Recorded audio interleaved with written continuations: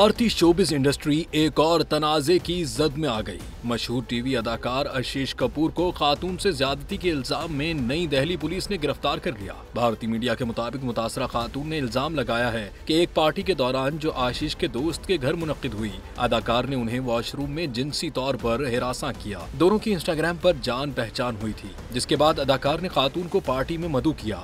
इब्तिदाई FIR में खातून ने आशीष, उनके दोस्त की बीवी और 2 नामालूम अफराद को नामजद किया। ताहम बाद में बयान बदलते हुए कहा कि ज्यादती सिर्फ आशीष कपूर ने की।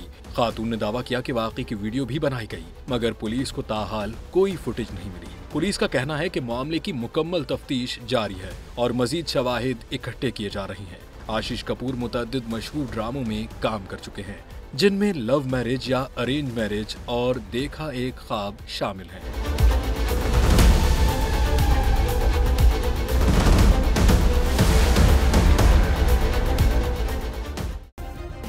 सब्सक्राइब करें और बेल दबाएं ताकि कोई खबर रह न जाए।